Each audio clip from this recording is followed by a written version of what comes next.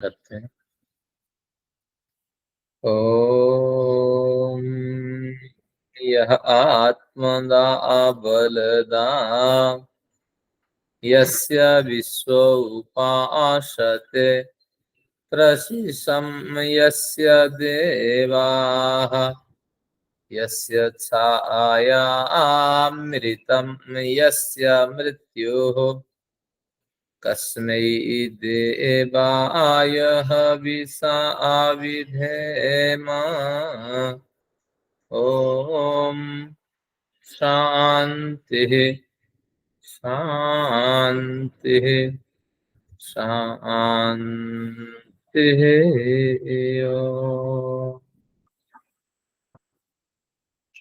अखिल विश्व के नियामक उस परम पिता के लिए नमन। आप सभी लोगों को अभिवादन।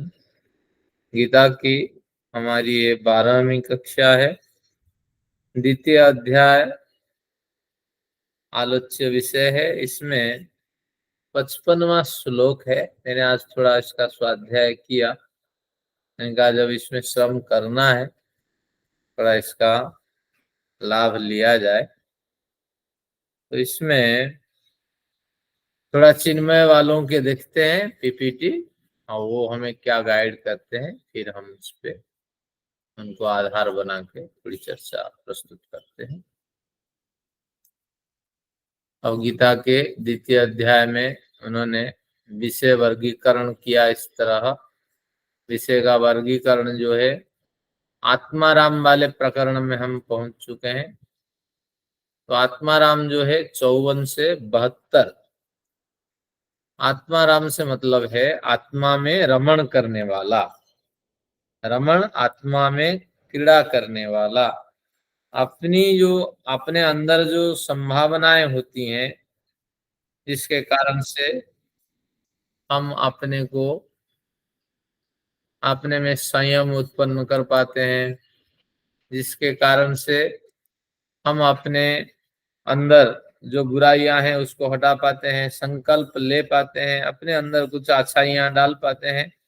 तो उसी को कहते हैं कि आत्मा राम की स्थिति। ये अंतिम प्रकरण है, आत्मा में रमण करने वाले की स्थिति। हंसना है तो हमें अपने को आधार बना के हंसना है। दूसरे आधार बने तभी हम हंसे, ये बात नहीं है। हमें खुशी अनुभव करना है, स्वयं ही आधार बने और उसके आधार पे आप स्वयं हंसे, स्वयं गुनगुनाए, स्वयं गुदगुदाए। तो ये सब स्थिति अपने आप में डेवलप करनी होती है। अगर आपको कोई अच्छी पंक्ति स्मरण आ रही है तो उसको बार बार मनन करें, तो उसके संस्मरण से आप हंसेंगे, उसके संस्मरण से आप आभार व्यक्त करेंगे। तो इस तरह जब स्वयं ही हमें किसी की आवश्यकता नहीं, अपनी संभावनाओं पर हम अपने जो दैनिक व्यवहार करने की स्थिति को प्राप्त करेंगे तो आत्माराम की स्थिति होगी। तो ये आत्माराम की स्थिति में जो पीपीटी बनाने वालों ने प्रयत्न किया है 54 से 72 तक, यानी 72 इस अध्याय का के श्लोक हैं। तो 54 से 72 तक जितनी चर्चाएं होगी तो अपने अंदर जो संभावनाएं विद्यमान है उसको विकसित करने की बात इसमें की जाएगी। तो अब प्रकरण को शुरू करते हैं। 54वां प्रकरण पहले लेते हैं। 54वां जो इसमें वर्गीकृत है, तो पहले 54 लेते हैं, 54। तो उससे पूर्व की चर्चा एक गृहस्थी के लिए जो कर्मयोग का निर्देश है उसकी चर्चा हमें प्राप्त होती है। पिछली वीडियो में आपने देखा होगा। तो इसमें कहा कृपणा फल है, तब केवल फल की इच्छा करने वाला व्यक्ति कृपण है, दीन है, दरिद्र है और वो कंगाल है। निरंतर वो फल की इच्छा करता है। कुछ कार्य ऐसा करें जिस कार्य में फल की इच्छा न हो लेकिन आत्मतुष्टि हो, आत्मसंतोष हो। तो इस तरह इसको भी हमने पढ़ा था। फिर योग कर्म सुकौशलम, इस प्रकरण में हमने अध्ययन किया था। कर्मों को रचनात्मक कलात्मक शैली से अगर हम करते हैं तो वो कर्म योग युक्त हो जाता है। और हर कर्म अगर थोड़ा निष्काम भाव से किया जाए तो सुकृत और दुष्कृत को नष्ट करने वाला होता है। तो इस तरह हर कार्य में हमेशा ही हमें प्रयोजन लेके, और वो प्रयोजन उत्कट प्रयोजन लेके कार्य नहीं करना है। एक हल्का सा तो प्रयोजन रहेगा, क्योंकि मन है, मन निष्प्रयोजन कोई कार्य नहीं करता। तो मुक्ति प्राप्ति भी एक प्रयोजन है, इससे बेहतरीन सुख भी एक प्रयोजन है, और दूसरों को सुख देते हुए हमें कम से कम सुख मिले तो यह भी एक प्रयोजन है। तो इस तरह एक बड़े लाभ की इच्छा से और उत्कट इच्छा नहीं, एक न्यून सोई हुई इच्छा, सोई हुई वासना से युक्त होकर के जब आप कार्य करते हैं, तब आप कर्म योग में सिद्धि प्राप्त करने वाले कहलाते हैं। तो तात्पर्य ये हुआ कि ईश्वर से जुड़ने, ईश्वर के अनुभव करने, ईश्वर से प्राप्त जो परम कल्याणमय प्रेरणा, उससे सदा संवेदित रहने की जो इच्छा है, तो वह इच्छा तो हमारे अंदर होनी चाहिए। तो उसके प्रयोजन से अगर हम कुछ कार्य करते हैं तो निश्चित रूप से हमारा जो गृहस्थ जीवन है, कर्म योगमय जीवन है, वो सुखद हो जाता है। तो इस तरह पूर्व प्रकरण में हमने चर्चा की थी। अब इस प्रकरण में कुछ विशेष चर्चा करनी है। इसमें चर्चा का विषय है स्थित प्रज्ञ। ये गीता का एक बढ़िया प्रकरण है और ये लंबा चलेगा, ये 72 श्लोक तक चलने वाला है। स्थित प्रज्ञ, पहले स्थित प्रज्ञ शब्दों को खोलते हैं।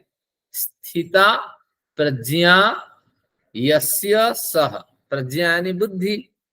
तो जिस व्यक्ति की बुद्धि स्थित हो गई है, स्थित हो गई है, स्थिर हो गई है, स्थिर हो गई है, उस व्यक्ति के वश में स्थित हो गई है, उस व्यक्ति के वश में कार्य करने वाली सिद्ध हो गई है, तो उसी का नाम है स्थित प्रज्ञ।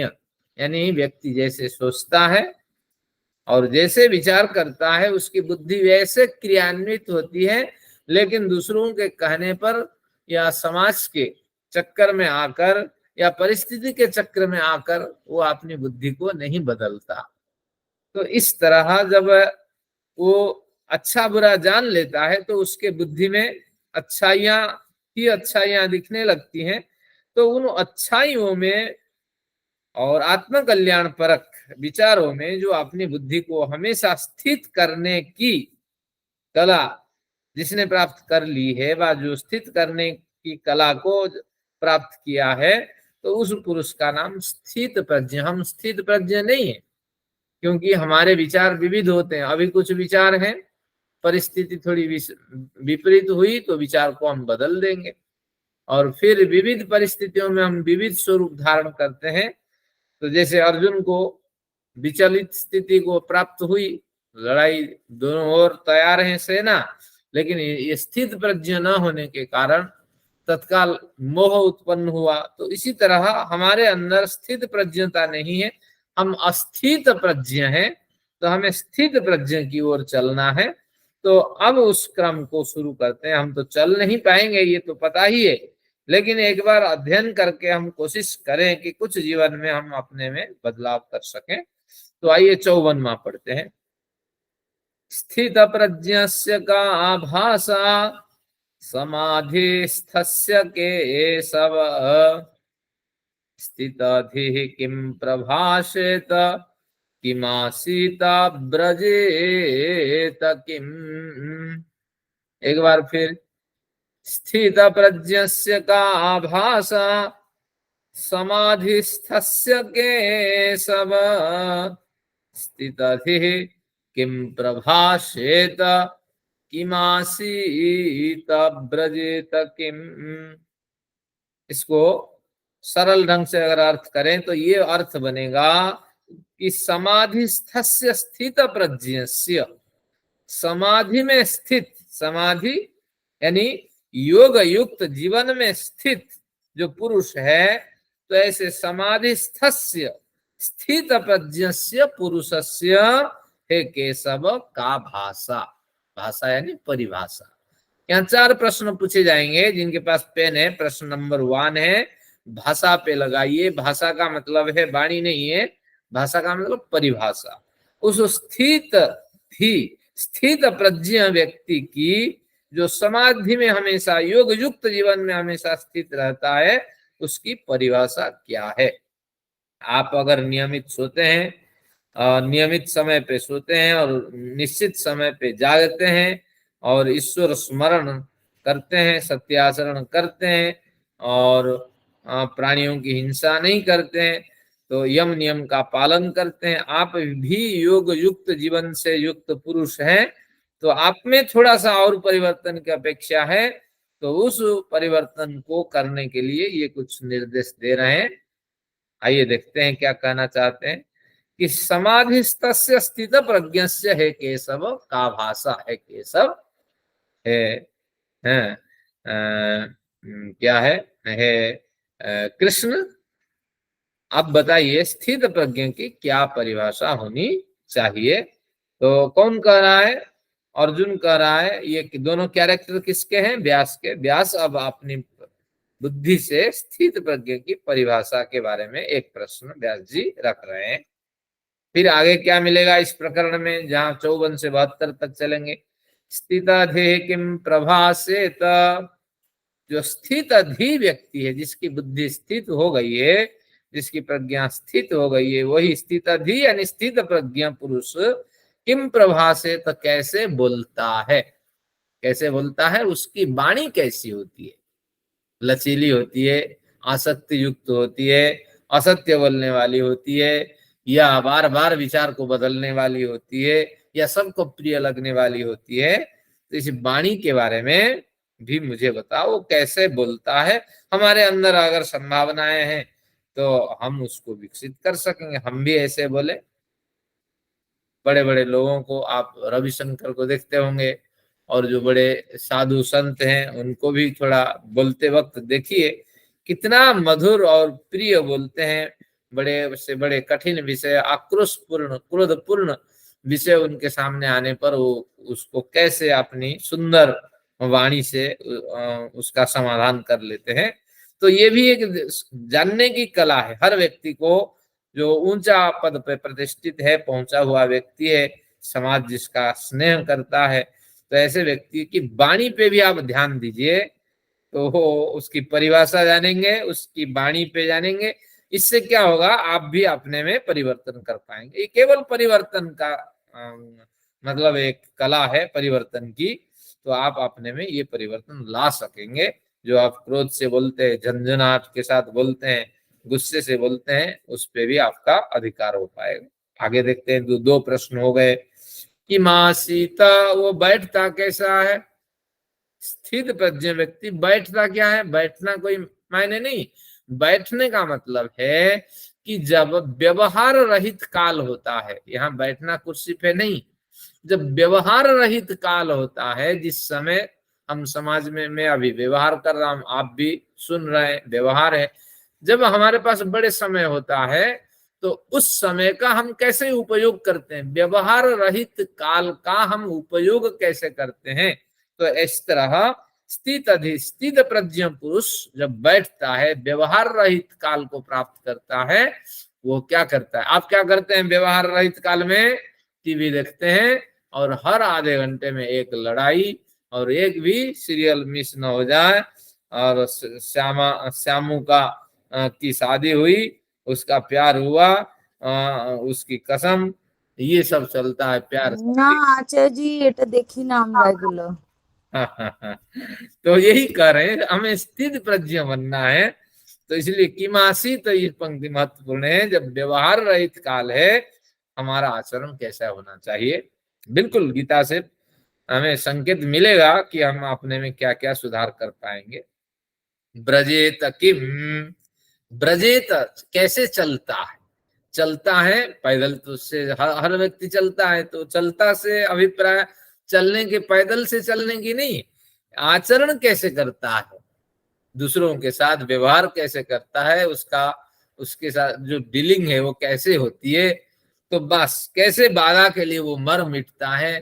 तो इस तरह ये चार महत्वपूर्ण प्रश्न है। एक बार देखिए, पहले परिभाषा हम देखेंगे उसकी, दूसरे में किम प्रभासेत के मतलब उसकी वाणी में क्या मिठास है, कैसे वो हर क्रोधपूर्ण वचन को, आवेशपूर्ण वचन को कैसे वो हल करके प्रस्तुत करता है, और कैसे वो अवसर रहित काल में अपना समय का सदुपयोग करता है, और ब्रजेत किम वो आचरण कैसे करता है।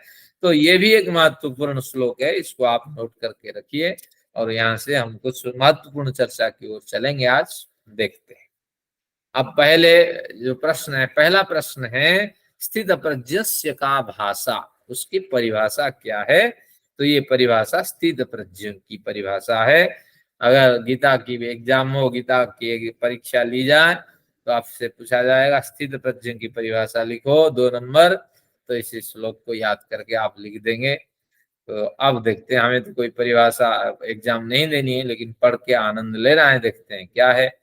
श्री कृष्ण उवाच, यानी श्री कृष्ण ने कहा। ऐसा कौन कहता है? व्यास जी कहते हैं, अपने कैरेक्टर के मुख से कुछ कहते हैं। प्रजहाति यदा कामान सर्वान पार्थ मनोगतान।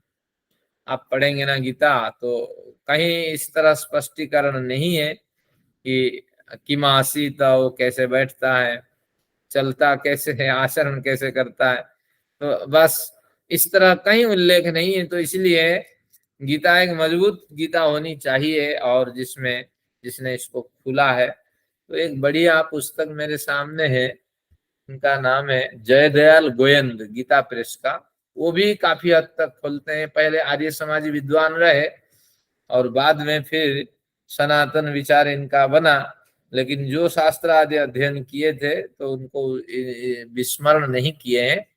भले ही वो कृष्ण भगवान को मानने वाले हैं हों, लेकिन कहीं कहीं इनके विचारों में गूढ़ता आती है। तो ऐसी पुस्तक का भी आप सहारा ले सकते हैं। और शंकराचार्य की एक बढ़िया पुस्तक हमारी लाइब्रेरी में है, तो उसका भी आप शंकराचार्य भाष्य ले सकते हैं। लेकिन बड़ी पुस्तक होने से अध्ययन नहीं होता है, तो आप जयदयाल गोविंद का लीजिए, नहीं तो हमारे जो स्वामी समर्पणानंद की पुस्तक है उसकी सहारा लीजिए। आइए देखते हैं। स्थित प्रज्ञ हम थोड़ा बन जाए, अपने में थोड़ा परिवर्तन कर ले। प्रजहाति यदा कामान सर्वान पार्थ मनोगतान। प्रजहाति यदा कामान सर्वान पार्थ मनोगतान। आत्मन्येवात्मना तुष्टः स्थित प्रज्ञस्तदोच्यते। आत्मन्येवात्मनस्तुष्ट स्थित प्रज्ञस्तदोच्यते। स्थित प्रज्ञ तदुच्यते। स्थित प्रज्ञ व्यक्ति की ये परिभाषा है। यदा सर्वान मनोगतान कामान मनुष्य प्रजहाति। जब मनुष्य समस्त मनोगत कामनाओं का त्याग कर देता है। कामनाएं मनोगत क्या है? अब मनोगत कहने से क्या अभिप्राय है? कि इसका भाव है कि समस्त कामनाएं मन में रहने वाली होती है, क्योंकि कामनाएं मन से ही उत्पन्न होती हैं। और इसके 2 कारण होते हैं। एक कारण तो कुछ प्रारब्ध गलत संस्कार आते हैं, तो हमारी कामनाएं हमेशा गलत दिशा की ओर होती है। दूसरा, जिस परिवेश में रहते हैं उस परिवेश का भी दबाव पड़ता है। उस परिवेश के कारण हम अपने मनोभाव को बदल देते हैं। और क्योंकि बीमारी है और भय है, क्रोध है, तो ऐसी स्थिति में आपके मनोभाव पे प्रभाव पड़ता है और आपके विषय सारा बदलता है। और अभाव है तो उसके कारण से मनोभाव भी बदलता है। तो अभी इसकी भी चर्चा करेंगे, आगे भी आएगा। भय, क्रोध और आसक्ति, द्वेष और अभाव, रोग, इन सभी के कारण हमारी कामनाएं भिन्न भिन्न होकर के बदलती है। अभाव की स्थिति है, भैया एक छोटी सी नौकरी करके गुजारा किया जाए, क्या करें। क्योंकि ऐसी स्थिति में हमारी जो कामनाएं, व्यापक कामनाएं, वो छोटी बन जाती है, संकुचित हो जाती है। तो उसी तरह आपको ये भी समझना है। तो अब ये कहते हैं फिर इसके तीसरा भी है, कामनाओं में प्रभाव डालने वाला एक तीसरा उसमें साधन है जिसे हम कहते हैं क्रियमाण कर्म। जो कर्म आप कर रहे हैं उसका भी तो फल पड़ेगा, यानी प्रारब्ध और भय, क्रोध, बीमार, अभाव आदि की स्थिति, ये दो यानी तात्कालिक जो परिस्थिति वह, और फिर जो आपका क्रियमाण कर्म, जिस फील्ड पे आप काम कर रहे हैं उसका भी प्रभाव पड़ेगा।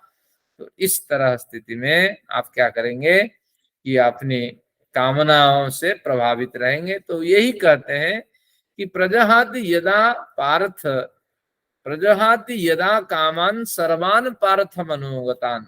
हे पार्थ, मनोगतान सर्वान कामान यदा मनुष्य प्रजहाति। मन में स्थित समस्त कामनाओं का जब वो त्याग कर देता है, आत्मन्येवात्मनस्तुष्ट, मैं कई टीका पढ़ा, इसको किसी ने भी नहीं खोल पाया। आत्मनि एव आत्मना तुष्ट, दो बार आत्म शब्द का प्रयोग हुआ है। स्थित प्रज्ञस्तदुच्यते, ये लोग श्रम नहीं करते हैं शास्त्रों में, कई पुस्तकें पढ़ी है, मुझे खुशी नहीं हुई। बिल्कुल साफ लिखा है, आत्मनि सप्तमी में है, आत्मा में, आत्मा के द्वारा जब वो स्थित हो जाता है तब उसकी परिभाषा स्थित प्रज्ञा हो जाती। तात्पर्य ये हुआ कि ईश्वर में, पहले आत्मा का अर्थ ईश्वर में, आत्मनि, आत्मना, आत्मा के द्वारा जब स्थित हो जाता है, अपने पुरुषार्थ द्वारा, अपनी समझ द्वारा, अपने प्रयत्न द्वारा जब वो परमात्मा में ही आपको टिका लेता है, तब वो स्थित प्रज्ञ कहलाता है। इसका ये अर्थ है। सब ने लिखा है आत्मा के द्वारा आत्मा में स्थित हो जाता है, आत्मा के द्वारा आत्मा, स्वयं ही आत्मा, जीवात्मा की बात कह रहे हो, और उसके द्वारा अपने में कैसे स्थित होगे, तो ऐसी नहीं। यानी परमात्मा को आधार बनाकर अब जो होगा है ईश्वर तेरे हाथ में, मैंने तो पर्याप्त पुरुषार्थ किया, जो कर सकना था मैंने किया, अब इससे अधिक मेरे बस में नहीं है, अब सब तेरे हाथ में, अब सौंप दिया इसी जीवन का, सब भार तुम्हारे हाथों में। एक बढ़िया पद्य है, और क्या है, इसे पार करो, उस पार करो, तो जिस पार तू लगा देगा वही मुझे स्वीकार है। तो इसलिए इस तरह ईश्वर में जब स्वयं को स्थापित कर देने वाला व्यक्ति होता है और समस्त मनोगत कामनाओं को त्याग कर देने वाला होता है, तो निश्चित रूप से वही व्यक्ति अपनी बुद्धि पर स्थित हुआ माना जाता है। यानी कामनाएं जब तक बलवती रहती है, ये कामना करूं, ये कामना करूं, तब तक आप सफलता को प्राप्त नहीं कर पाते हैं। एक कामना की पूर्ति हुई तो दूसरी कामना उत्पन्न होती है, अगर वो कामना असफलता को प्राप्त करती है तो फिर एक नई कामना उत्पन्न होती है, और जो कामना विपरीत दिशा में चलने वाली होती है, आपको धोखे में डालने वाली होती है, क्योंकि पहली कामना को नष्ट करने वाला जो साधन है उसी साधन को खत्म कर दिया जाए, उस व्यक्ति को मार दिया जाए। तो असफलता में द्वेष और सफलता में नई कामना की उत्पत्ति, इस तरह जीवन हमारा चलता रहता है। तो यही कहता है कि सोच समझकर उत्तम दिशा में पुरुषार्थ कर, जब व्यक्ति परमात्मा को ही सब कुछ समर्पित कर देता है, जो मेरे से संभव है मैंने किया, अब आगे मेरी प्रगति में आप ही सहायक हो, इस तरह जब समर्पण भाव से ईश्वर से जुड़ जाता है, और उस समय उस पुरुष की परिभाषा स्थित प्रज्ञा के नाम से होती है। तो आप ध्यान रखना, हर कार्य हम करते हैं, ईश्वर की शरणागति प्राप्त नहीं करते हैं, ईश्वर को श्रेय नहीं देते हैं। सफलता मिलने पर, पति को सफलता मिले तो क्या कहता है पति, अरे मेरी बुद्धि की क्या तारीफ करनी है, मैंने तो बिल्कुल अपनी बुद्धि के बल पर ही ये कार्य किया। अगर पति को विफलता मिले, ये पत्नी के कारण ही ये विफलता है, इन बच्चों के कारण, परिवार के कारण ही ये मेरी ये विफलता है। तो इस तरह आप समझ लेना चाहिए। तो हर श्रेय परमेश्वर को दे करके जो आगे बढ़ता है और उत्तम उत्तम कार्य करता है, तो वही व्यक्ति स्थित प्रज्ञ कहलाता है। यानी कामनाओं को कम करना, न्यून करना, और धीरे धीरे कामनाओं से रहित होकर के जो परमेश्वर में शरणागति की स्थिति को प्राप्त करने वाला होता है, उसी व्यक्ति का नाम स्थित प्रज्ञ है। तो हर सुबह शाम आप मेडिटेशन करते वक्त, ध्यान पूजन करते वक्त ईश्वर का स्मरण करें, और जो आपकी कठिनाइयां हैं, जो आपकी पीड़ा है, जो आपका दर्द है, ईश्वर से निवेदन करें। वो हमारे पिता है, हमें कोई ग्लानि नहीं है, क्योंकि हमें जो जो विकास करना है, जो भी हमारा एक माध्यम दिख रहा है विकास का माध्यम, तो उन सब से उनको परिचित कराना है। तो इस तरह स्थिति के साथ अगर आप चलते हैं तो आप स्थित प्रज्ञ कहलाएंगे। जैसे यहाँ लिखा है, एक बार पढ़ते हैं, हमारी पुस्तक में क्या लिखी है परिभाषा देखिए। स्थित प्रज्ञ की सबसे पहली पहचान है कि जब वह मैंने जो किया उसकी दूसरे क्या प्रशंसा करेंगे, तुझे क्या पदवी, क्या भोग ऐश्वर्य प्राप्त होगा, इस प्रकार की सब मनोगत कामनाओं को वो छोड़ देता है। तब मैंने एक पवित्र कर्म किया है, यह आत्म संतोष की उसकी दृष्टि में एकमात्र संतोष रह जाता है, तब यह स्थित प्रज्ञ कहलाता है। ये व्याख्यान भी कोई रोचकता देने वाला नहीं है। तो तात्पर्य यही हुआ कि मनोगत अपने अंतःकरण में जिसको आपने गांठ बांध रखा है, ये कार्य मुझे करने है लेकिन हो नहीं पाया, एक ग्लानि हटा दीजिए, अवस्था के हिसाब से जो हो गया, जो नहीं हुआ उसको भी भूल जाइए। तो इस तरह उत्तम दिशा में और उत्तम कामनाओं के साथ आप क्या करें, पुरुषार्थ करें, और जहां असफलता मिले उसमें भी संतोष की वृत्ति रख करके और ईश्वर से प्रार्थना करते रहे। और आगे आपकी जो बुद्धि है ईश्वर में स्थित हो जाने के कारण तो निश्चित रूप से स्थित प्रज्ञ बुद्धि वो कहलाएगी, और आप भी स्थित प्रज्ञ व्यक्ति कहलाएंगे, क्योंकि आपने एक स्थिर स्वरूप में अपने को केंद्रित कर लिया है। ये इसका अर्थ है। अब देखते हैं स्थित प्रज्ञ की क्या भाषा, ये तो उसकी परिभाषा हो गई है। हमें ईश्वर शरणागति पूर्वक स्थित प्रज्ञ बनना है, और कैसे बोलता है ये दूसरा प्रश्न था। दूसरे प्रश्न का ये दो लगातार आएंगे, उत्तर आएंगे, तो ये ध्यान रखना। ये दूसरे प्रश्न को श्लोक संख्या 56-57 इनमें नोट कर दीजिए। ये भाषा तो कैसे बोलता है, स्थित प्रज्ञ पुरुष कैसे बोलता है, आप भी इस तरह बोले। देखते हैं। दुखे स्वनुद्विग्नमना सुखे सुविगत स्पृहा वितराग भय क्रोध स्थित धीर मुनिरुच्यते। वितराग भय क्रोध स्थित धीर मुनिरुच्यते।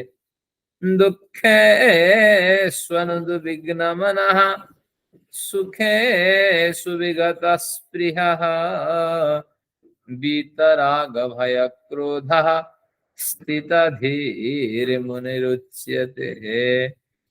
दुखेषु अनुद्विग्न मना, दुखों में जो अनुद्वेग को प्राप्त करने वाला होता है, दुखों से जो नहीं पसीजता, दुखों से जो नहीं घबराता।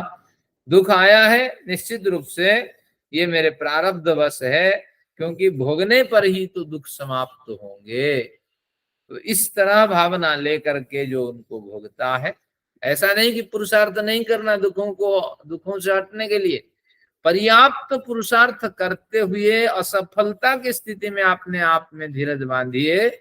ये तो प्रारब्ध का फल है, और बिना भोगे हमारे कर्म संस्कार नष्ट नहीं होते हैं, तो इसीलिए तो मुझे भोगना पड़ रहा है। तो इस तरह मन में एक दृढ़ संकल्प लीजिए। लेकिन पुरुषार्थ जब तक आप असमर्थ नहीं हुए हैं, पुरुषार्थ करते रहिए। मैं कई बार उदाहरण देता हूँ, फिर एक बार स्मरण करा देता हूँ। अथाह समुद्र में कोई एक व्यक्ति डूब जा रहा है, उसको पता है यहाँ बचाने वाला कोई नहीं है, लेकिन वो आसानी से नहीं मरेगा। हाथ पैर खूब वो पटकारेगा और पानी के साथ, लहरों के साथ वो लड़ता रहेगा, लेकिन जब असमर्थता की स्थिति होगी तभी वो अपनी आखिर सांस को छोड़ेगा। तो उसी तरह हमें दुखों से लड़ना है, क्योंकि शरीर को सुख देना भी हमारा धर्म है। लेकिन दुखेषु अनुद्विग्न मना, और लेकिन जब पुरुषार्थ आपका काम न करें तो बस उद्वेग को प्राप्त नहीं करना, ईश्वर पे छोड़ देना और अपने में धीरज रखना कि कर्म बिना भोगे समाप्त नहीं होता है, इसलिए मुझे इसको झेलना। सुखेषु विगत स्पृहा, स्पृहा कुले न समाना। हाँ, कैसे लोगों को जीत होती है, मैं कई बार टेलीविजन भी देखता हूँ, बड़ा बड़ा अवार्ड मिलता है, कैसे लोग उछलते हैं, ऊपर उछलते हैं, कूदते हैं। तो सुखेषु विगत स्पृहा, ये भावना से भी, इस भावना से भी रहित हो जाइए। जितना तो किसी को तो है, अगर मैंने जीत ली तो क्या बड़ी बात हो गई। तो ये ध्यान रखिए, या मुझे बड़ी प्राप्ति हुई, बड़ा लाभ हुआ, तो इस तरह वृत्ति से आप रहित हो जाइए।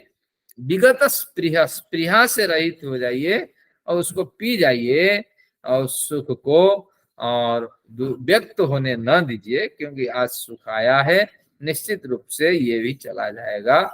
किसी को मिलना था, संयोग था, मुझे मिल गया, तो लेकिन उस दिशा में आप प्रयत्न करते रहिए, हमेशा सुख से आप युक्त रहें, पुरुषार्थ करते हुए मिलने वाले सुख और दुखों से समावस्था रखिए।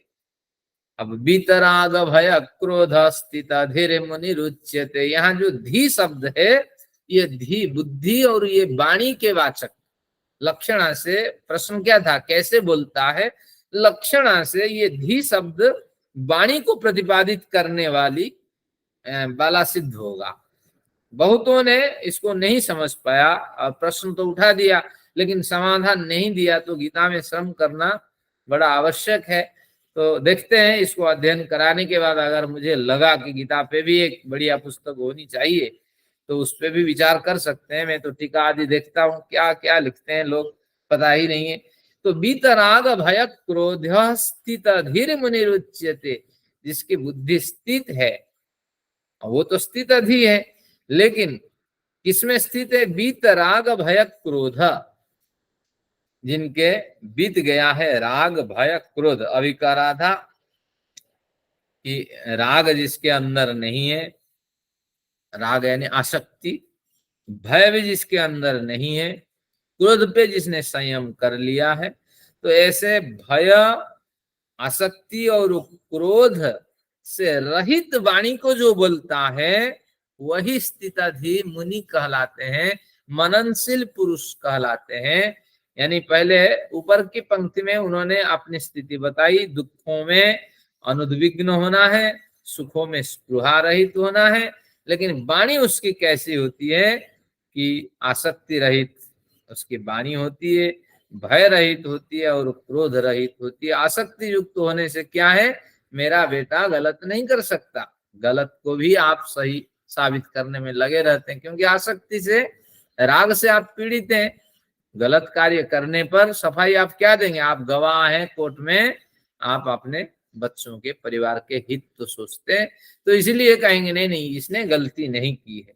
लेकिन जब आप स्थित अधि पुरुष होंगे तो निश्चित योग्य व्यक्ति को योग्य सजा मिलनी चाहिए। आपकी वाणी में एक बदलाव आएगा, तो आप राग यानी आसक्ति रहित वाणी बोलेंगे और भय रहित आपकी वाणी में स्थिति होगी, आप डरने वाले नहीं होंगे। क्यों? क्योंकि सही आचरण करने वाला व्यक्ति, सन्मार्ग पे चलने वाला व्यक्ति भय किस बात की। और निश्चित रूप से अगर आपको न्याय नहीं मिला, आपके साथ भी धोखा हुआ है, तो उसकी भरपाई ईश्वर करेंगे। तो इसलिए ये शरीर छूट जाए, कुछ भी हो, लेकिन सिद्धांत के मार्ग से विपरीत आचरण हमें नहीं करना। तो ये हुआ आपका अभय की स्थिति। और क्रोध रहित स्थिति भी आपको मिलेगी, क्योंकि हर क्रोध आवेशपूर्ण जो परिस्थितियां आएगी उसको भी हैंडल करने, उसको भी आयत्त करने में आपकी बुद्धि विकसित हो गई होगी। तो इस तरह बीतराग भय क्रोध जो पुरुष है वही पुरुष स्थिताधि मुनि कहलाता है।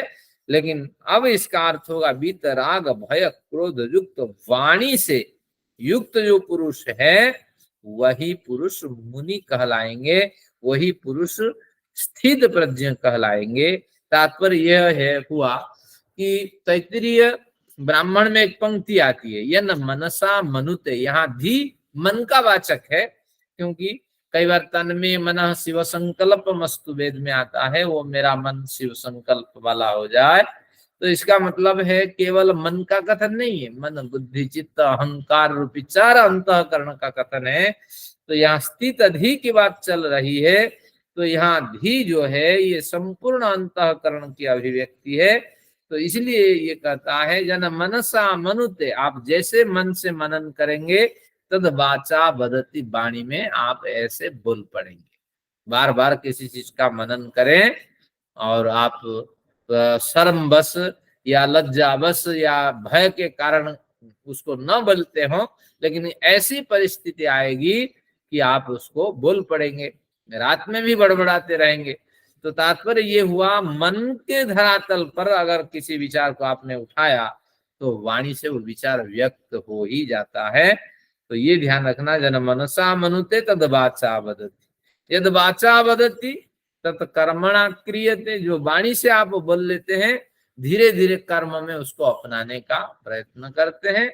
यद कर्मणा करोति व क्रियते तद अभिसंपद्यते, जैसे जैसे कर्म में उसको आप लागू करते हैं वही आपका अभिसंपद्यते, कर्माशय बन करके आपको फल के रूप में प्राप्त हो जाता है। तो तात्पर्य ये हुआ कि मनन ही महत्वपूर्ण है। तो इसलिए तो कहा मनोगतान सर्वान कामान, मनोगत कामों से जब रहित हो जाता है, मन में अगर दुर्भावना बनी रहती है तो निश्चित रूप से वो दुख देने वाली होती है। विश्वामित्र के मन में आसक्ति छिपी थी, उन्होंने अभी आगे कहेंगे इसी प्रकरण में आएगा, रसवर्जम, ये 59 में देखिए, रसवर्जम रसोप्यस्य परम दृष्टवा निवर्तते, आप भोजन न दीजिए, धीरे धीरे अपने इंद्रियों पे संयम कर लीजिए, लेकिन ऐसी स्थिति बनी रहेगी आपके अंदर, आपको पता नहीं है, आपकी आसक्तियां वहां छिपी हुई बनी रहेगी और वो आसक्तियां समय पा करके फिर फैलने लगेगी। तपस्या करने वाला विश्वामित्र, हाँ हम पढ़ते हैं सुनते हैं, पुराण में कथन है कि एक दूसरी महिला के साथ वो घर गृहस्थ बसाने के लिए निकल पड़ा। तो तात्पर्य ये हुआ कि जब तक आसक्ति बनी रहती है, जब तक आसक्ति नहीं हटती है, और तब तक आपके विषय के प्रति राग छिपा हुआ होता बना रहता है। तो यही बात धीरे धीरे वहां तक आते हैं, इसको समझते हैं एक बार फिर। यानी दुखों से हमें प्रभावित नहीं होना, सुखों से प्रभावित नहीं होना, भय राग आसक्ति भय क्रोध रहित वाणी को बोलना। तो ऐसी स्थिति में गुजरने वाला जो साधक होता है वो मुनि कहलाता है, वो स्थित अधिस्थित प्रज्ञ पुरुष कहलाता है। और उसी स्थित प्रज्ञ पुरुष की बात यहाँ की जा रही है। और हम धीरे धीरे अपने में बदलाव कर लें, कामनाओं को न्यूनतम करें और वाणी को बदल दें, सुख दुखों को झेलने वाले बने। तो इसके लिए हमें व्यास जी कुछ संकेत कर रहे हैं। उसी बात पे दूसरी चर्चा चल रही है, स्थित अधि कैसे बोलता है। यह सर्वत्रानभिस्नेहस्तत्तद प्राप्य शुभाशुभम, नाभिनन्दति न द्वेष्टि तस्य प्रज्ञा प्रतिष्ठिता। यह सर्वत्रानभिस्नेहस्तत्तद प्राप्य शुभाशुभम, नाभिनन्दति न द्वेष्टि तस्य प्रज्ञा प्रतिष्ठिता। तस्य प्रज्ञा, तस्य पुरुषस्य प्रज्ञा प्रतिष्ठिता, उस पुरुष की प्रज्ञा प्रतिष्ठित हो गई है, यानी उसकी पुरुष की प्रज्ञा उसकी बस में हो गई है, न्यायपूर्ण मार्ग में स्थित हो गई है, सदाचरण पूर्ण मार्ग में स्थित हो गई है। इस तरह उस समय आप जानना। जिस समय अभी जो चर्चा हुई है उसको भिन्न शब्द में प्रस्तुत कर रहे हैं, केवल रेपिटेशन है।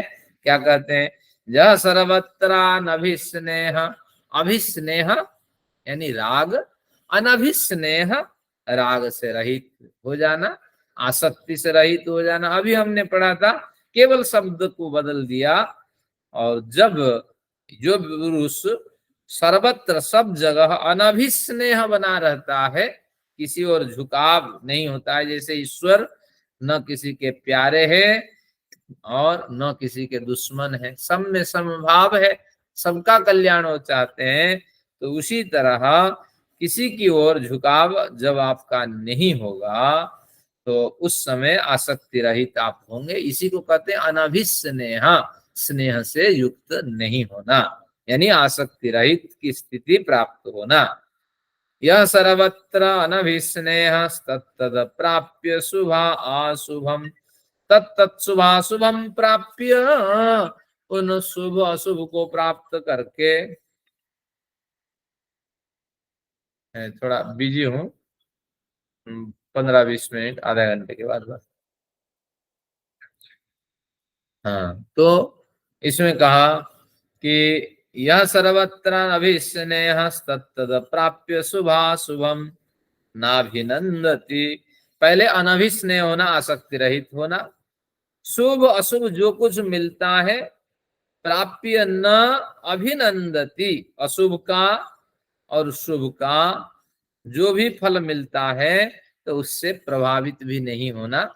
यहाँ अभिनंदति, अभिनंदन, कोई अशुभ को अभिनंदन नहीं करेगा, तो यहाँ अभिनंदन का अर्थ होगा कि प्रभावित नहीं होना, यानी आसक्ति रहित होना, शुभ अशुभ फल जो प्राप्त होता है उससे प्रभावित नहीं होना, और शुभ में अभिनंदन नहीं करना, न द्वेष्टि। यहाँ भी इस तरह अर्थ हो सकता है, शुभ में अभिनंदन, शुभ को, शुभ फल में रुचि नहीं रखना और अशुभ फल में द्वेष भी नहीं रखना, यानी अच्छा सम्मान मिल रहा है, अच्छी स्थिति प्राप्त हुई है तो उसमें स्पृहा नहीं रखना, और गलत स्थितियों से गुजर रहे हैं उसमें द्वेष नहीं रखना, इस गलत स्थिति को पैदा करने वाले को मिटा दिया जाए संसार से, ये भावना भी नहीं रखना।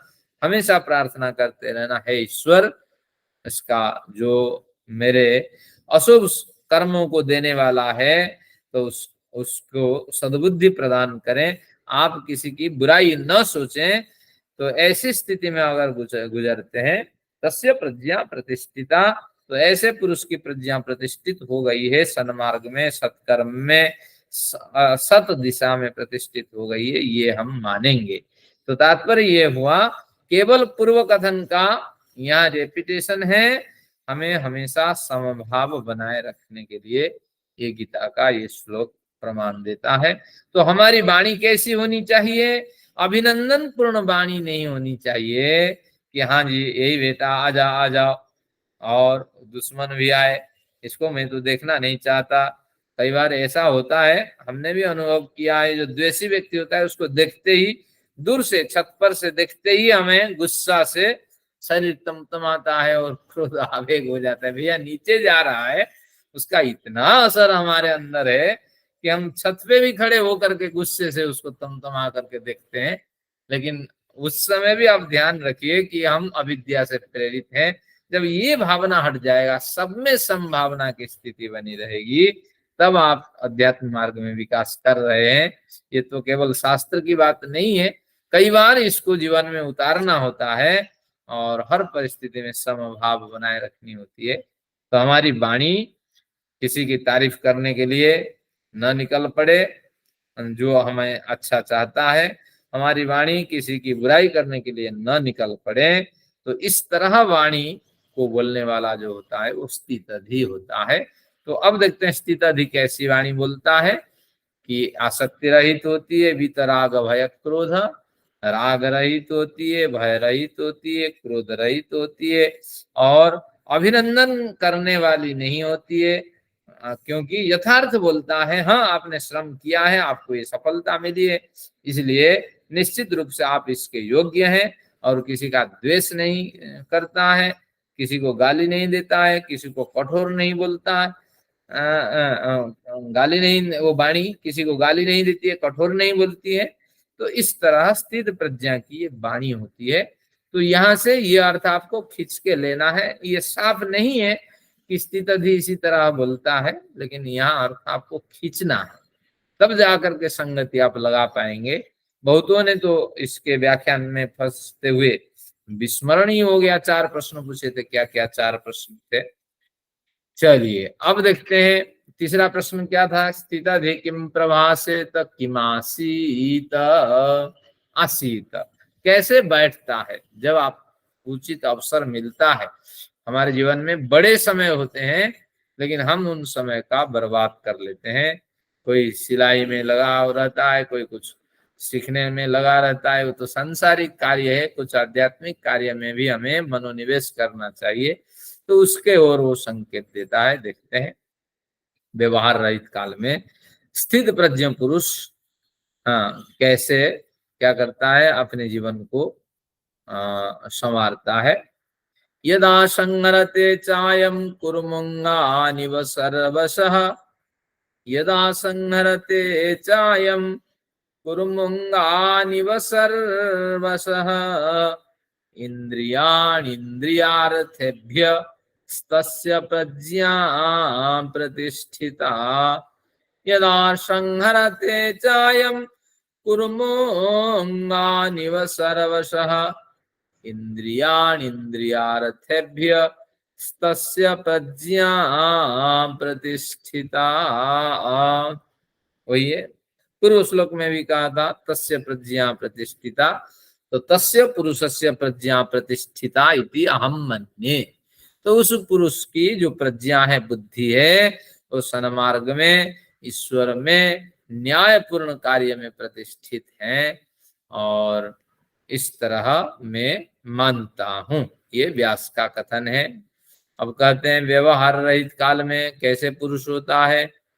देखिए श्लोक में क्या कहता है, यदा चयम कुर्मः कुर्मुंगानि व सर्वश। यहाँ कुर्मः अंगानि इव 3 टुकड़ा कर देंगे तो अर्थ बन जाएगा कि यदा च अयम कुर्मः अंगानि इव।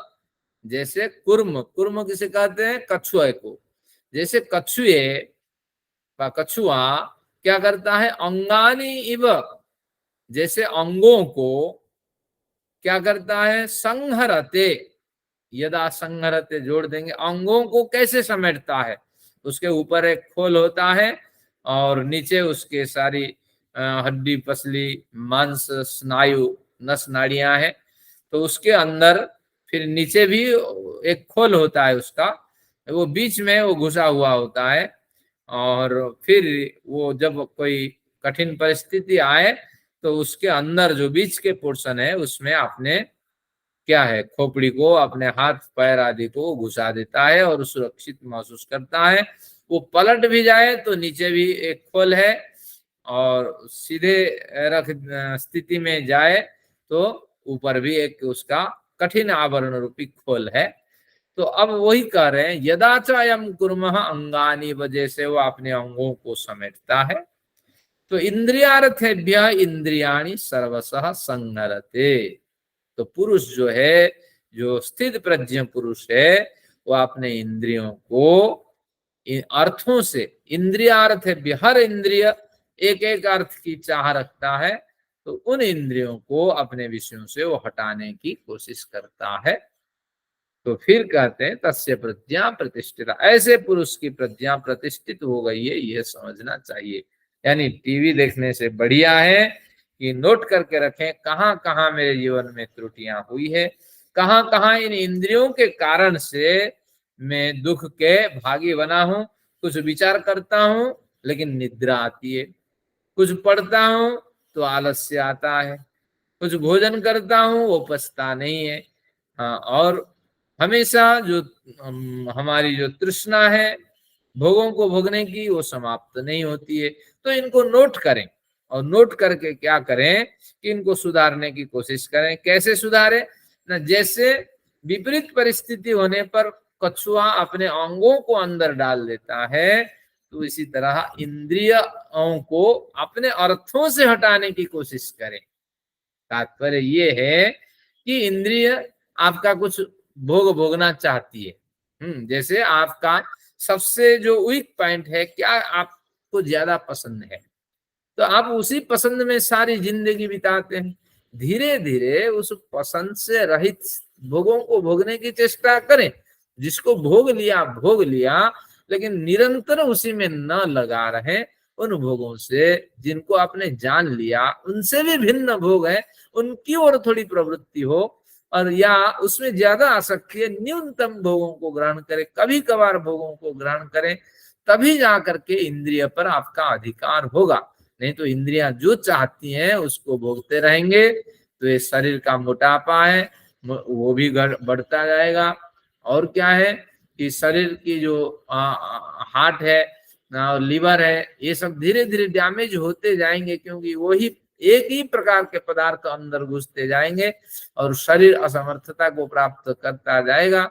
तो इंद्रियों को हमें बस में करना है, उनके भोगों में बदलाव करना है, भोगों को न्यून करना है, संकुचित करना है। एक साधु काम वासना से कैसे अपने को बचाता है, क्योंकि अपने को उन भोगों से वो अलग कर लिया है।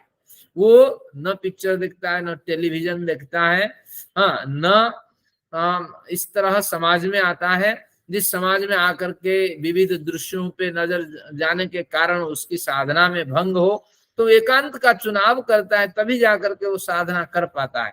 जब विषयों से दृष्टि हटती है, विषयों से स्मरण हटता है, तो उस समय एक स्मरण बना रहता है। तो उस एक स्मरण में जब व्यक्ति प्रतिष्ठित हो जाता है तब उसमें सफलता मिलती है। तो इसी तरह जब तक इंद्रियों को उनके भोगों से हम दूर नहीं करेंगे तब तक आप स्थित प्रज्ञ नहीं हो पाएंगे। साधु कैसे सोता है, ये गद्दे में नहीं सोता, तकिया डाल के नहीं सोता, बिल्कुल वो सामान्य सा व्यक्ति के समान सोता है और जमीन पे सोता है। मही रम्या सैया विपुलम उपधान भुजलता, कभी पढ़ेंगे भर्तृहरि को। भर्तृहरि जब साधु बने तो उन्होंने क्या लिखा, मही रम्या सैया। ये सैया एक राजा थे भर्तृहरि, लेकिन जब साधु बने तो कहते हैं ये मही जो जमीन है वो मेरे लिए रम्या सैया है, वो चटाई लेके नहीं घूमते हैं। तो इसलिए साधुओं की चटाई की कोई जरूरत नहीं है, रम्या सैया। और आप कहेंगे मच्छर काटेंगे फलाना काटेंगे, लेकिन शरीर में डेवलपमेंट हो जाता है। जैसे कुत्ते हैं, समाज में रहने वाले और भी बड़े जानवर हैं, तो उनके शरीर में वो गुण डेवलप हो जाता है कि मच्छर आदि काटने से वो अपने को बचा लेते हैं। तो ऐसी स्थितियों से वो गुजरता है, फिर भी मच्छरदानी आदि लगा करके मनुष्य की जो जीन है, उसकी जो स्नायु तंत्री है, उसकी जो व्यवस्था है पशुओं से भिन्न है। तो कितना भी वो पशु जैसे आचरण करें, प्रकृति की गोद में रहें, तो उसको झेल नहीं पाएगा। लेकिन ऐसा नहीं है कि पशु जैसे जिया जाए।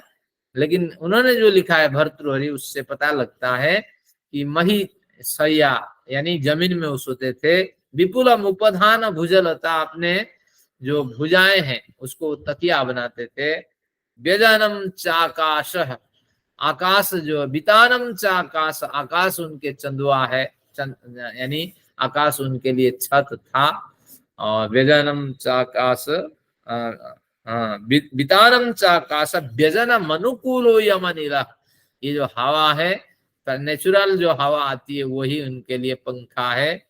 तो इस तरह फिर हमें थोड़ा सा जीवन शैली बदलनी चाहिए।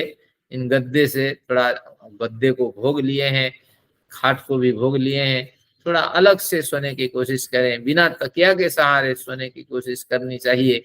ये तो केवल भोगों को सीमित करने की वृत्ति कही है।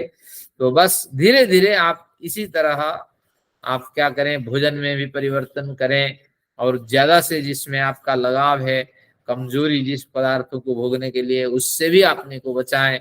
तो इस तरह भोगों से जब धीरे धीरे आप अपने को निवृत्त करते हैं तो इंद्रियां आपके वश में आने लगती हैं। और अब तक आपकी जो जीवन शैली थी तो वो गलत थी, सांसारिक क्रियाओं में व्यापृत थी, लेकिन उस जीवन शैली को भी बदलने की कोशिश करें और जो सही शास्त्रानुकूल जीवन शैली है जिसमें ईश्वर का स्मरण हो उसको भी अपनाने की चेष्टा करें। थोड़ा समय से सोएं, समय से उठें, थोड़ा व्यायाम करें, योगासन करें, थोड़ा प्राणायाम करें। तो इस तरह थोड़ा जीवन में अगर परिवर्तन होता है तो इंद्रियां आपके वश में हो जाएंगी। तो यही कहते हैं कि जैसे कुर्म, 48 श्लोक है द्वितीय अध्याय का, कि जैसे कुर्म यानी कछुए अपने अंगों को समेटकर अपने खोल के अंदर सुरक्षित रहती है, तो उसी तरह आप क्या करें कि इंद्रियों का जो विषय है उनसे अपनी इंद्रियों को हटाने की कोशिश करें। और इससे क्या होगा कि इंद्रियां आपकी वश में होगी, आप जैसे सोचेंगे वो ऐसे कार्य करने के लिए आपको प्रोत्साहित करेंगे। तो ऐसे व्यक्ति की एकाग्रता अधिक होती है और किसी भी कार्य को बड़ी निष्ठा के साथ वो कर पाता है, सिवाय उस व्यक्ति के जो विविध कार्यों में फंसा हुआ होता है और विविध उसकी कामनाएं होती हैं और अतृप्त कामनाओं के लिए वो कभी रोता है तो कभी गिड़गिड़ाता है, कभी बड़े व्यक्ति के माफी मांगता है, कभी छोटे व्यक्ति की भी माफी मांगता है। तो ऐसे व्यक्तियों से आपकी स्थिति बेहतरीन होगी। तो तस्य प्रज्ञा प्रतिष्ठिता, आपकी प्रज्ञा बुद्धि प्रतिष्ठित हो गई है सन्मार्ग में, हम यह जानेंगे। तो आपकी परिभाषा होगी स्थित प्रज्ञ पुरुष। इस तरह ये आपकी परिभाषा बदल जाएगी। अब एक श्लोक और भी जा सकता है, इसको लेते हैं। 59 है, विषया विनिवर्तन्ते निराहारस्य देहिनः रसो वर्जम रसोप्यस्य परम दृष्ट्वा निवर्तते। विषया विनिवर्तन्ते निराहारस्य देहिनः रसवर्जम रसोप्यस्य परम दृष्ट्वा निवर्तते। श्लोक ऊपर वाले श्लोक से इसका संबंध है। जैसे जैसे आपने अपनी इंद्रियों को आहार देना बंद किया तो आप निराहार पुरुष कहलाए। निर आहार नहीं है आहार, निराहार, ये आपकी परिभाषा बनी। तो जब आप भोजन नहीं करते हैं उस दिन आपकी क्या परिभाषा होती है? निर नहीं है, निर उपसर्ग है, आहार भोजन के अर्थ में है, आप आहार नहीं लेने वाले माने जाते हैं।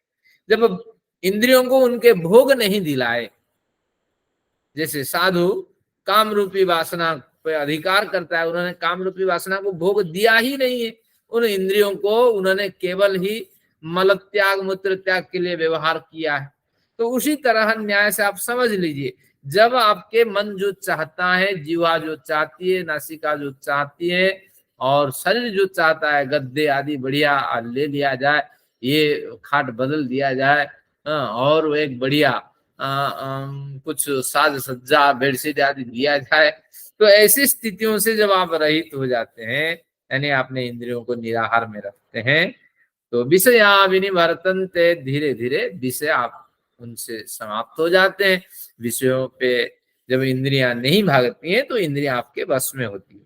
लेकिन निराहार होने पर भी ये इंद्रियां रसवर्जम रसोप्यस्य, रसवर्ज की स्थिति में रहने वाली है इंद्रियां। रसहा प्यस्य, इस निराहार देही के जो इंद्रियां हैं रस से भी युक्त रहती हैं, क्योंकि आसक्ति अभी समाप्त नहीं हुई होती है। गुस्से की स्थिति मिल जाए तो व्यक्ति तुरंत भड़केगा। सामान्य व्यक्ति गुस्सा करता है, लेकिन जो कभी गुस्सा नहीं करता, वो जब जब गुस्सा करता है, देखिए उसकी वाणी में उतनी ओजस्वी, उतनी तेजस्विता दिखाई पड़ती है। तो आप सोचते होंगे अरे इस व्यक्ति को हमने क्या माना था, वो कितना बड़बड़ाता है, कितनी जोर से आवाज करता है। तो इसीलिए ध्यान रखना, अंदर ही अंदर सुप्त वासनाएं हमारी छिपी होती है, लोभ की वृत्ति छिपी होती है। कैसे सेवक अपने को मार करके, अपनी सारी भावनाएं मार करके परिवार गांव में है और सारी वासनाओं से रहित होकर आपके सेवा में लगा रहता है।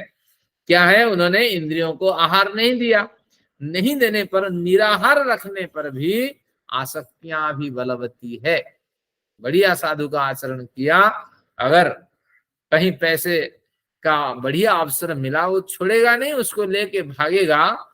भले ही पकड़ा जाए, बुद्धि भ्रष्ट हो जाएगा लेते वक्त कि पकड़ा जाऊंगा, आगे फलानी स्थिति होगी, लेकिन आसक्ति उसके अंदर छिपी हुई होती है, हर व्यक्ति में विद्यमान होती है। मैंने अभी उदाहरण दिया था विश्वामित्र का। देखिए एक साधु है, उन्होंने बड़ा संकल्प किया, बड़े दिन तपस्या की, लेकिन एक महिला के साथ फिर गृहस्थ जीवन में जाने के लिए वो तैयार हो गया। तो तात्पर्य ये हुआ कि विषयों पे भी अधिकार हो जाने पर बड़े दिनों से आप गुस्सा नहीं करते हैं, बड़े दिनों से आप असत्य नहीं बोलते हैं, बड़े दिनों से आप सन्मार्ग में चलते हैं, योगासन प्राणायाम मेडिटेशन आदि करते हैं, लेकिन ये तो आपने इनके माध्यम से इंद्रियों को आहार नहीं दिया। लेकिन ध्यान रखिए, रस अभी विद्यमान है, बढ़िया अवसर मिला तो आपका असत्य और आपका क्रोध और आपकी सारी वासनाएं भड़क जाएंगी। तो इसीलिए परम दृष्टवा निवर्तते, जब अध्यात्म मार्ग में जाते जाते आप परमेश्वर की शरणागति को प्राप्त नहीं कर पाए होते हैं, तब तक ये वासनाएं निवृत्त नहीं होंगी। क्योंकि ईश्वर की प्राप्ति से, ईश्वर से मिलने वाले जो दिव्य क्या है गुण है, ईश्वर से मिलने वाली जो दिव्य प्रेरणाएं, उनसे जब तक आप भावित नहीं होते हैं, प्रभावित नहीं होते, संवेदित नहीं होते हैं, तब तक आपके जीवन में कोई बड़ा परिवर्तन नहीं आता है। तो यही कहते हैं कि आप भले ही साधु बन जाए, संत बन जाए, महात्मा बन जाए, कुछ भी बन जाए, बैरागी बन जाए, लेकिन ध्यान रखिए मेडिटेशन के माध्यम से ईश्वर से जुड़ने की कोशिश करें तो सारी वासनाएं वही समाप्त होगी। अगर आपके जीवन में ईश्वर का अनुभव नहीं हुआ तो वो जीवन व्यर्थ ही माना जाएगा, क्योंकि आपने केवल इंद्रियों को निराहार में रखा, लेकिन आसक्ति से जीते रहे, और जब जब अवसर मिला आसक्तियां भड़की और उसका आपने सेवन किया। तो कहाँ फिर परिवर्तन हुआ जीवन में? तो आसक्ति रहित होकर के जीवन जिए, इंद्रियों को निराहार रखने की कोशिश करें और भोगों को कम करें, लेकिन ईश्वर से जुड़ने और उनकी शरणागति प्राप्त करने में कभी आप पीछे न जाएं। तो इस तरह आज के प्रकरण में हमने बड़े महत्वपूर्ण बिंदु अध्ययन किए। एक बार केवल 1 मिनट में सारांश बताता हूं। हमने स्थित प्रज्ञ के संदर्भ में 4 प्रश्नों का समाधान करने का प्रयत्न किया। तीसरे प्रश्न तक आप आए। प्रथम प्रश्न था कि उसकी क्या परिभाषा है, 55वां श्लोक है। स्थित प्रज्ञ पुरुष किसे कहते हैं? जब समस्त कामनाओं को, मनोगत कामनाओं को हम बलात् नष्ट करते हैं, त्याग कर देते हैं और ईश्वर में, ईश्वर शरणागति में अपने को डाल देते हैं, तब उस समय संतोष नामक वृत्ति प्राप्त होती है और वो स्थित प्रज्ञ की परिभाषा है। और दुखों से और सुखों से जब उद्विग्न और स्पृहा से रहित हो जाते हैं, जब हमारी वाणी में क्रोध, आसक्ति, भय रहित वचन निकलने लगते हैं, तो उस समय हम स्थित अधि पुरुष, स्थित प्रज्ञ पुरुष और मुनि पुरुष कहलाते हैं। और जब हमारी वाणी में अभिस्नेह, आसक्ति युक्त व्यक्ति के प्रति तारीफ के शब्द नहीं निकलते हैं वाणी में, और जब द्वेषपूर्ण, द्वेष करने वाले व्यक्ति के प्रति अपशब्द, कर्कश शब्द नहीं निकलते हैं, तो उस समय हम स्थित प्रज्ञ बोलने वाली भाषा का प्रयोग करते हैं, वाणी का प्रयोग करते हैं। इस तरह हमें अपनी वाणी का प्रयोग करना चाहिए। और फिर तीसरा प्रश्न था कि जब व्यवहार रहित काल में स्थित अधि कैसे आचरण करता है, तो उस समय आप समय टीवी आदि न देख करके, ज्यादा न बिता करके, अपनी जो गलतियां हैं, कमजोरियां हैं, उनको नोट करें, उनको बदलने की चेष्टा करें। परिवार में सद्भाव बना रहें, जिसके कारण आप पे सभी नाराज हैं उसका भी नोट करें और अपने में परिवर्तन करते रहें। जैसे कछुआ अपने अंगों को अपने खोल के अंदर घुसा लेता है विपरीत परिस्थिति में, तो उसी तरह इंद्रियों के विषयों से इंद्रियों को आप धीरे धीरे निवृत्त कराते रहिए। लेकिन आप साधक हैं ये गर्व न करें, क्योंकि अभी भी आपके अंदर वो वासनाएं छिपी हुई होती है। और मेडिटेशन आदि माध्यम के द्वारा जब ईश्वर से आप नहीं जुड़ते हैं, ईश्वर से साक्षात मिलने वाली प्रेरणा का आप अनुभव जीवन में नहीं कर पाए होते हैं, तो आपके जीवन में बड़ी सफलता नहीं है। तो इस तरह 3 प्रश्नों का हमने समाधान किया। एक प्रश्न और बच गया कि मासी तब ब्रजेत किम, स्थित अधि पुरुष कैसे चलता है, कैसे व्यवहार करता है व्यवहारिक जीवन में। तो वो प्रकरण धीरे धीरे हम पढ़ेंगे और हमारा ये क्रम 72 तक चलेगा। अब लंबा प्रकरण चलेगा, कैसे हमें समाज में रह करके व्यवहार करना है। तो आज का सत्र ही समाप्त करता हूँ। आप सभी लोगों को धन्यवाद, और आपने सभी ने बड़े समय दिए, विपरीत समय में कक्षा शुरू की है। तो यही समाप्त है शांति पाठ। ओम द्यौः शान्तिरन्तरिक्षं शान्ति, पृथिवी शान्तिरापः शान्तिरोषधयः, शान्तिः एव वनस्पतयः, शान्तिर्विश्वे देवाः, शांतिर्ब्रह्म शांति, सर्वं शांति, शांतिरेव शांति, सामा शांतिरेधि। ओम शांति शांति शांति। ओम। वैदिक अभिवादन सभी को, सप्रेम नमस्ते। चलिए, कोई प्रश्न तो है नहीं पूछने वाला। अगर कुछ विचार हो आप देखें, नहीं तो सत्र समाप्त करें, आपको कई कार्य भी करने होंगे।